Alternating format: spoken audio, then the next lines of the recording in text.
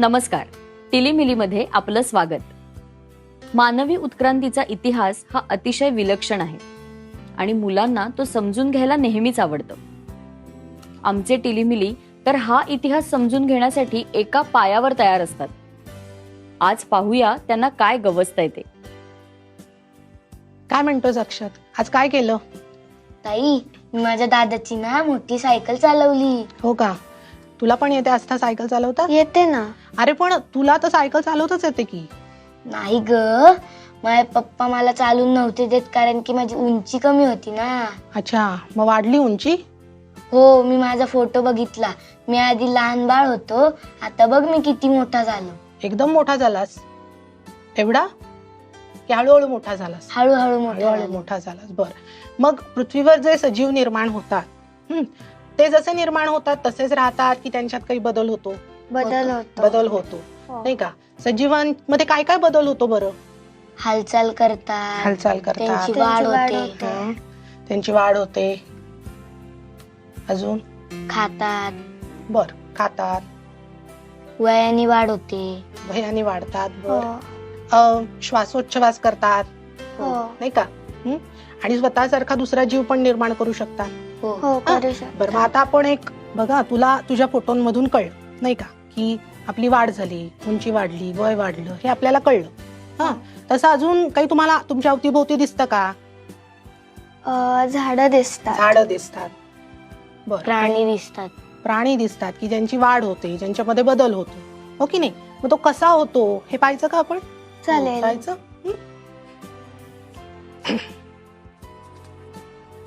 काही चित्र तुम्हाला दिलेली आहेत, त्यांचा क्रम लावा आणि मग मला सांगा की काय नेमका बदल तुम्हाला दिसला. ठीक आहे? कराच.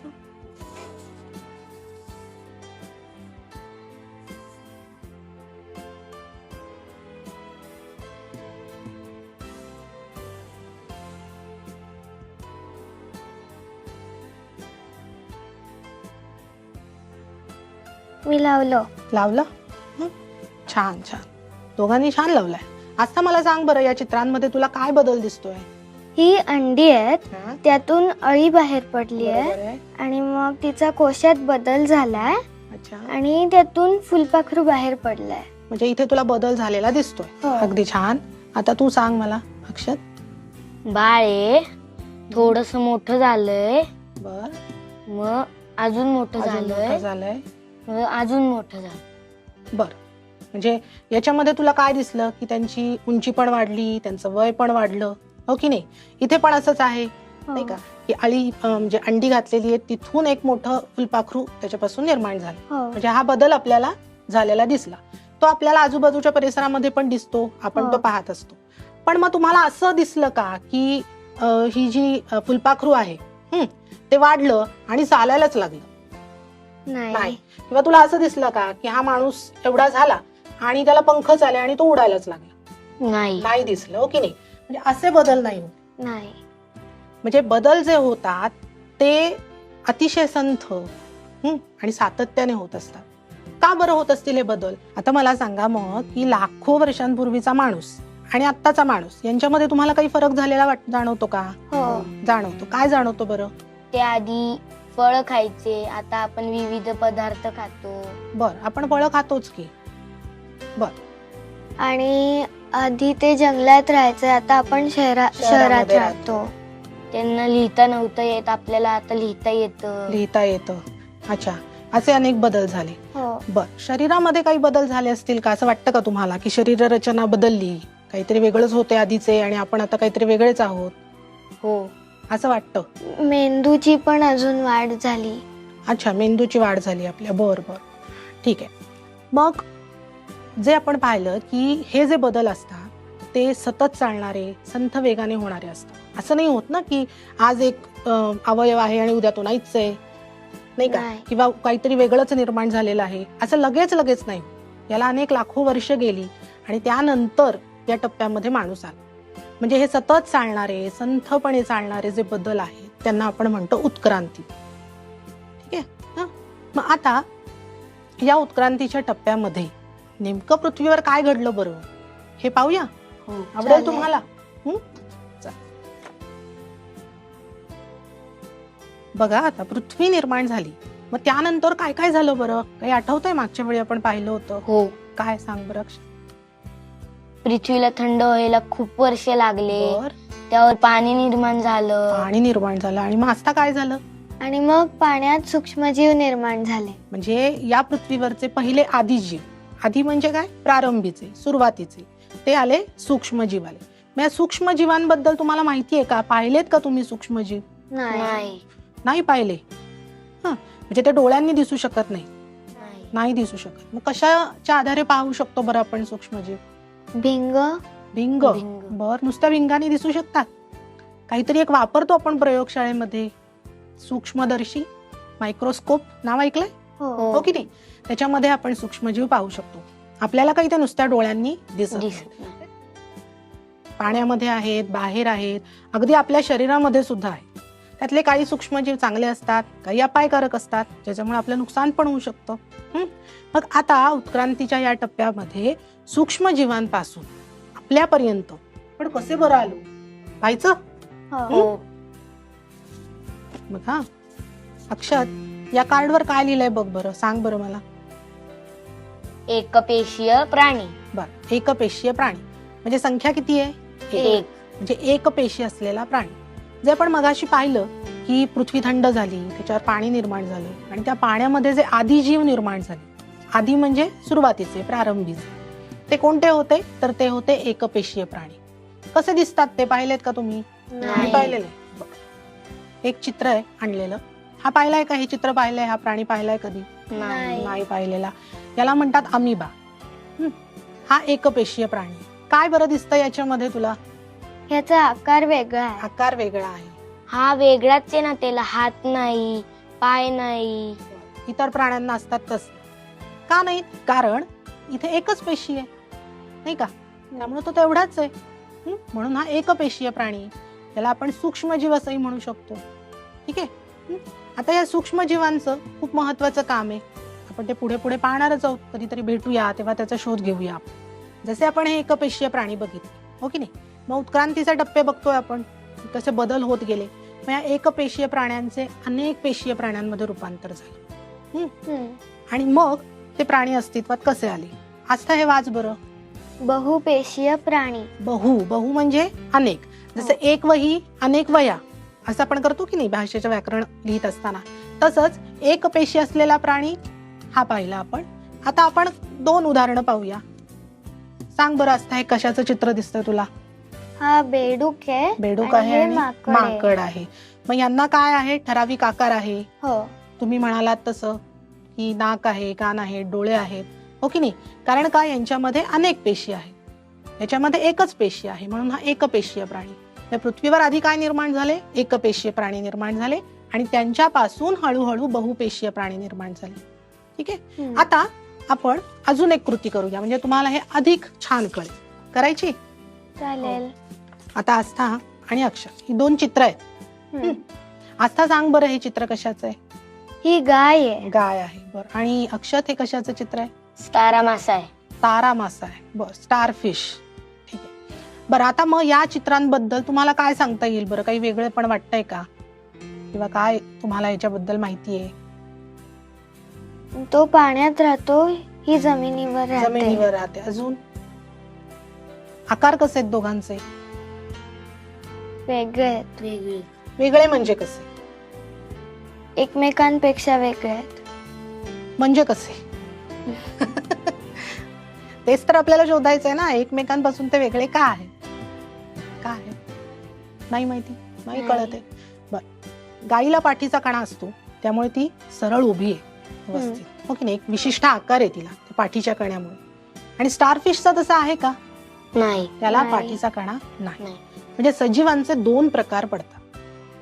पाठीचा कणा असलेले, पाठीचा कणा नसलेले. तर अक्षत आणि आस्था लक्षात आलं की याला पाठीचा कणा नाहीये, पाठीचा कणा नसलेला म्हणून हा अपृष्ठवंशीय. आणि या प्राण्याला पाठीचा कणा आहे, त्या प्राण्यांना आपण म्हणतो पृष्ठवंशीय प्राणी. ठीक आहे.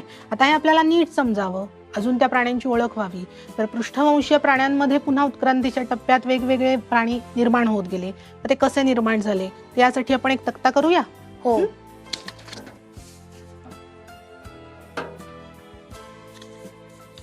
आता बघा या तक्त्यामध्ये तुम्हाला काहीतरी दिसतंय. आस्था वाच बरं, काय लिहिलंय?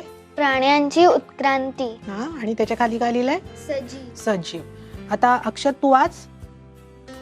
अपृष्ठवंशी प्राणी. अपृष्ठवंशीय प्राणी. आणि इकडे एक लिहिलंय पृष्ठवंशीय प्राणी. आता अपृष्ठवंशीय प्राणी म्हणजे काय बघितलं आपण मगाशी? पाठीचा कणा नसलेले. नसलेले प्राणी. आणि पृष्ठवंशीय प्राणी म्हणजे पाठीचा कणा असलेले प्राणी. आता अपृष्ठवंशीय प्राण्यांच्या खाली काही तुम्हाला प्रकार दिसतात? नाही. पण पृष्ठवंशीय प्राण्यांच्या खाली तुम्हाला प्रकार दिसतायत. हा, आस्था वाच. जलचर प्राणी. पुढे उभयचर उभयचर प्राणी. सरपटणारे प्राणी. हा, पक्षी आणि सस्तन प्राणी. सस्तन प्राणी. ठीक आहे. आता मी तुम्हाला चित्र दाखवणार आहे. तुम्हाला या प्रकारामध्ये कुठे बसतंय ते तुम्ही सांगायचं आणि ते लिहायचं. लक्षात आलंय? हो. आता हे चित्र पहा. मासा. मासा. कुठे राहतो मासा? पाण्यात. पाण्यामध्ये राहतो. बर, माशाचं काही वैशिष्ट्य आहे माहिती तुम्हाला अजून? नाही माहिती? मासा पाण्यामध्ये राहतो. हो. श्वास घेतो. हो. कसा घेत असेल बरं? पाण्याच्या आत पाण्यामध्ये विरघळलेला ऑक्सिजन. आपण हवेमध्ये विरघळलेला ऑक्सिजन घेतो की नाही, मासा पाण्यामध्ये विरघळलेला ऑक्सिजन घेतो. बरं, मासा दुसऱ्या पिल्लाला जन्म देतो की अंडी घालतो? अंडी घालतो. अंडी घालतो. माशाच्या त्वचेवर किंवा अंगावर काय असतं? खवले असतात. बरोबर आहे. तर आता मासा पाण्यात राहतो. हो. मग आता कशामध्ये लिहिणार बरं? जलचर. जलचर. लिहा. मासा जलचर प्राणी आहे. बरोबर.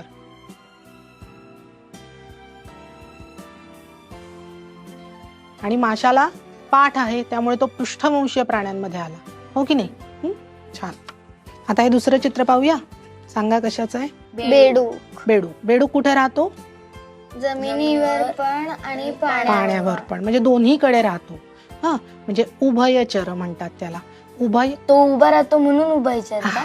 नाही नाही, उभा राहतो म्हणून उभयचर नाही. उभय म्हणजे दोन्हीकडे राहणार, पाण्यात पण आणि जमिनीवर पण. आपण मासा बघितला. मासा हा जलचर आहे, जलामध्येच फक्त राहतो. त्याला जर तुम्ही पाण्यातून बाहेर काढलं तर तो जगू शकतो का? नाही जगू शकत. पण बेडूक मात्र पाण्यातही राहतो आणि जमिनीवरही राहतो. मग आता तो पाण्यात राहतो म्हणजे पाण्यात श्वसन करू शकतो. मग जमिनीवर आल्यावर तो कसं बरं श्वासोच्छवास करत असेल? काय बरं करत असेल? त्याची जी त्वचा ओली झालेली असते त्याच्यामधून तो श्वासोच्छवास करतो. मग आता बेडकासारखे अजून उभयचर प्राणी तुम्हाला माहिती आहेत का? हो. कोणते कोणते? साप. बर, साप. अजून बघा बरं. पाण्यातही राहतात, जमिनीवरही राहतात. बेडूक झाला, साप झाला. सूक्ष्मजीव हे अपृष्ठवंशीय प्राण्यांमध्ये येतील, नाही का? बर. खेकडा. खेकडा. बरोबर आहे. या मग.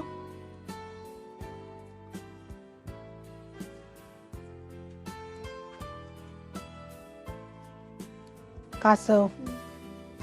साप. साप.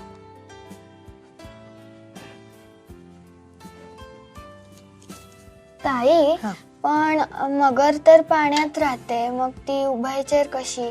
मग आपण उभय म्हणजे काय बघितलं अक्षत? उभयचर प्राणी म्हणजे काय बघितलं आपण? पाण्यात पण राहणारे आणि जमिनीवर पण. दोन्ही ठिकाणी राहणारे प्राणी. मग मगर पाण्यात सुद्धा राहते आणि तुम्ही पाहिलंय का ती समुद्र किनाऱ्यावर सुद्धा येते किंवा नदीच्या किनाऱ्यावर सुद्धा येते, नाही का? म्हणजे ती दोन्हीकडे राहू शकते म्हणून ती उभयचर प्राणी.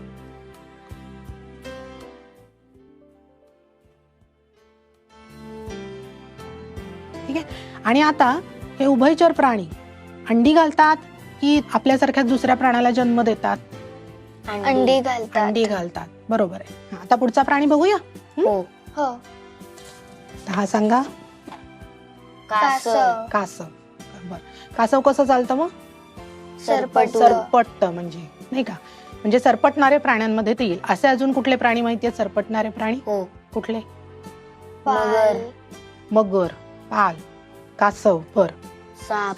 साप. सुसर. सुसर. बर. ठीक आहे. मग आता या सरपटणाऱ्या प्राण्यांचं काय बरं वैशिष्ट्य असेल?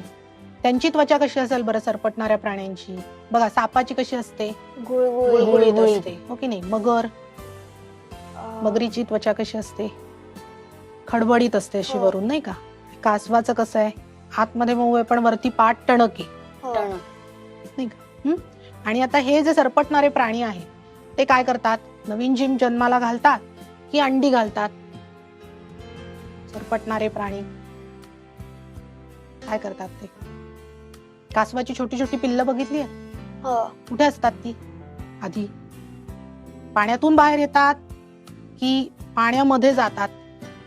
पाण्यामध्ये जातात. पाण्यामध्ये जातात. रत्नागिरीला आहे ना समुद्री कासवांचा एक महोत्सव असतो, तर तिथे जर तुम्ही गेलात ना तर ते तुम्हाला पाहता येतं प्रत्यक्ष की अंडी जी असतात कासवाची त्याच्यातून, अंड्यातून पिल्लू कसं बाहेर पडतं आणि ते बाहेर पडलं की लगेच ते समुद्राच्या दिशेने जातं. किती छान आहे की नाही? तर सरपटणारे प्राणी हे सुद्धा अंडी घालतात. ठीक आहे, मग आता नावं लिहूया. सरपटणारे प्राणी हो. काय लिहिणारे? पहिलं नाव कासव. कासव झाली, मगर झालं, साप झालं, बरोबर. आणि मगरीचाच दुसरा भाऊबंद सुसर. छान, हे झाले सरपटणारे प्राणी. ठीक आहे, हो. समजलंय? आता पुढचा प्राणी पाहूया. पक्षी. पक्षी. पक्षी. बर, काय आहे पक्ष्यांचं वैशिष्ट्य सांगा बरं? ते उडतात कशामुळे उडू शकतात? पंखांमुळे. त्यांना पंख असतात, बरोबर आहे. आणि आता पक्षाच्या त्वचेवर काय असतं बरं? पिस. पिसं असतात. का बरं पिसं असतात? माहिती नाही. नाही माहिती? कारण पक्षाचं शरीर हलकं पाहिजे. जड वस्तू उडू शकते का? नाही. नाही उडू शकत. हलकं शरीर असेल तर ते आकाशात उडू शकतं, हो की नाही? त्यामुळे त्याच्या त्वचेवर पिसं असतात. पक्षाच्या त्वचेवर पिसं पिसं. असतात. पक्षी काय करतात? पिल्लांना जन्म देतात की अंडी घालतात? अंडी घालतात. अंडी घालतात, बरोबर आहे. आता तुम्हाला आवडणाऱ्या 4 पक्ष्यांची नावं लिहा. कोणत्याही? कोणत्या लिहाल? पोपट. बर. कोकिळा, हा, चिमणी, चिमणी. कावळा, हा. शहरामध्ये आढळतात का आता पक्षी?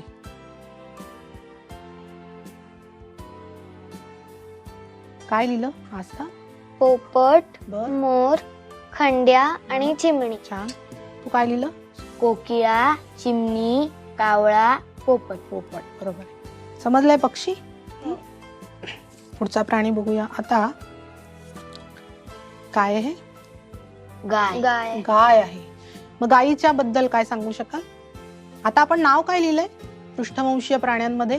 शेवटचं नाव काय आहे? हे प्रकार कोणता आहे? हा सस्तन प्राणी. सस्तन प्राणी. बर, मग गायीचं काय काय वैशिष्ट्य आहे बरं? काय माहितीये तुम्हाला त्याच्याबद्दल? ही दूध देते. गाय दूध देते. अच्छा, गाय काय करते? अंडी देते की पिल्लाला जन्म देते? पिल्लाला पिल्लाला जन्म. पिल्लाला जन्म देते. अच्छा, आणि मग ते पिल्लू कुठे असतं तोपर्यंत, जन्म देईपर्यंत? पोटात. पोटात. पोटात असतं. म्हणजे पोटात त्याला विशिष्ट जागा असते. आता नाव बघा, सस्तन. हम्म.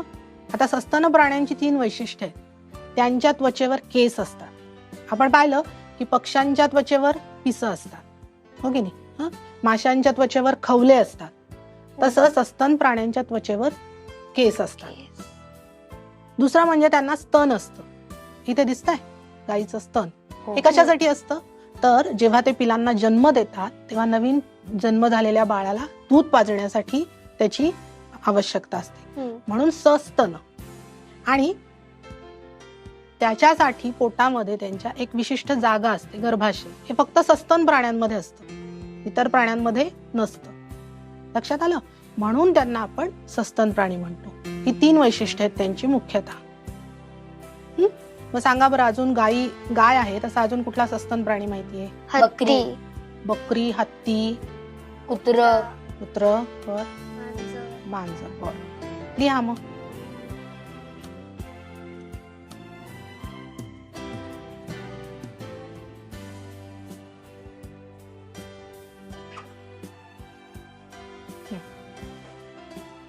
छान, हस्ताचं झालं. अक्षत सांग बरं, आपण या कुठल्या प्रकारामध्ये येतो? सस्तन प्राणी. सस्तन प्राण्यांमध्ये येतो. का बरं? आपण जी सस्तन प्राण्यांची 3 वैशिष्ट्य पाहिली त्याप्रमाणे मानव काय करतो?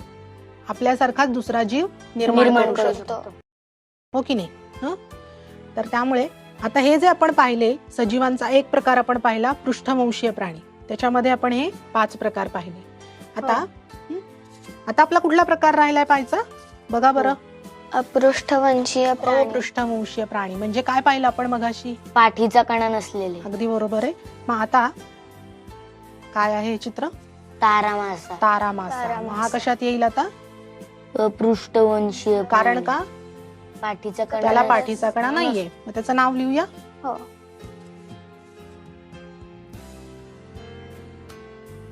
ज्याला आपण स्टार फिश म्हणतो. तारा मासा.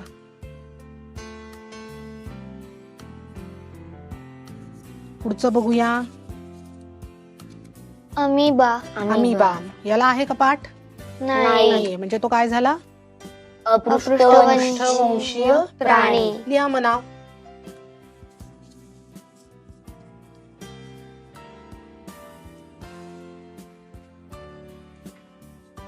अमिबा.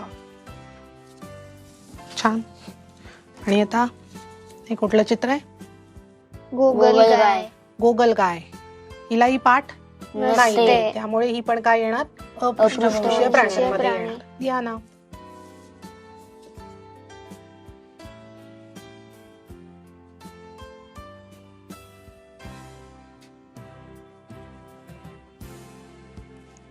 आता सांग मला आस्था, आपण जो तक्ता तयार केलेला आहे तो आपण एकदा वाचूया. ठीक आहे? म्हणजे आपल्याला अजून स्पष्ट होईल. काय नाव? प्राण्यांची उत्क्रांती. त्याच्यामध्ये काय पाहिले आपण? सजीव. सजीव.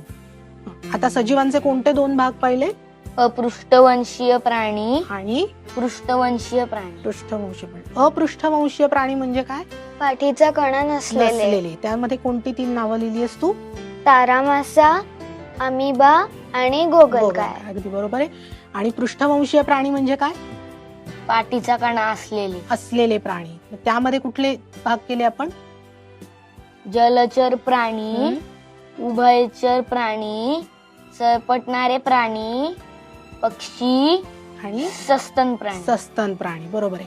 म्हणजे आता आपण सुरुवातीला पाहिलं की एकपेशीय प्राण्यांपासून सजीवांची निर्मिती झाली. एकपेशीय प्राण्यांचे बहुपेशीय प्राणी झाले. हो की नाही? आणि अशा प्रकारे सजीवांमधली उत्क्रांती होत गेली. आता ती मानवापर्यंत कशी आली यासाठी आपल्या पाठ्यपुस्तकामध्ये एक परिच्छेद दिलेला आहे. तो वाचूया. हो. ठीक चालेल. आहे? मग आता हे तक्ते बाजूला ठेवूया आणि पुस्तक हातात घेऊया. यातला धडा 4 आणि आता यातला आस्था हा परिच्छेद वाचायला सुरुवात कर. मानव सदृश वानर. मानव सदृश वानर म्हणजे मानवाशी साम्य असणारा वानर. यालाच एप वानर म्हणतात. मानव सदृश वानरांच्या प्रजातींचा वावर प्रामुख्याने झाडावरच होता. ज्या प्रजातींचा वावर झाडांवरच होत राहिला त्यांचे मूळ वानर स्वरूप कायम राहिले. आता पुढचं वाच. मात्र त्यांच्या काही प्रजातींना गवताळ प्रदेशात झाडांऐवजी जमिनीवर वावरणे भाग पडले. त्या प्रजाती उत्क्रांत होत गेल्या. त्यांच्यापासून क्रमाने उत्क्रांत होत होत मानवाची प्रजाती अस्तित्वात आली. बरोबर आहे. मग हे सगळं प्रथम कुठे घडलं? हे घडलं आफ्रिका खंडामध्ये. आणि त्यानंतर आले ते आदिमानव. आपण मागे पाहिलं आदी म्हणजे प्रारंभीचे, सुरुवातीचे, आधी जे झाले. तसा हा मानव हा उत्क्रांतीच्या खूप पहिल्या टप्प्यामध्ये आला, म्हणून हा आदिमानव. याची माहिती आपण पुढे पाहणार आहोत. हो की नाही? आता तुम्ही काय करायचं, आज आपण हे जे प्राणी पाहिले उत्क्रांतीच्या टप्प्यातले, त्यातले नष्ट झालेले प्राणी जर तुम्हाला काही माहिती असतील, तेव्हाही होते आणि आजही आहेत असे काही प्राणी माहिती असतील तर त्यांची प्रतिकृती काढा किंवा चित्र काढा, ती रंगवा. त्यांची जर प्रतिकृती तुम्हाला करता आली तर ती तुम्हाला दाखवता येईल सगळ्यांना. असे कोणते प्राणी आहेत? डायनासोर. बरोबर आहे. तो माहिती आहे तुम्हाला, त्याचं चित्रही तुम्ही पाहिलेलं आहे. हो की नाही? मग करणार हे? हो. ठीक आहे. पृथ्वीवर सतत बदलत राहणाऱ्या वातावरणाचा परिणाम जीवसृष्टीवर कसा झाला आणि त्यामुळे सजीवांची उत्क्रांती कशी झाली हे आपण आजच्या भागात पाहिलं. तुम्हाला हा भाग कसा वाटला हे आम्हाला नक्की कळवा. पुन्हा भेटूया पुढच्या भागात. बघत रहा टिलीमिली.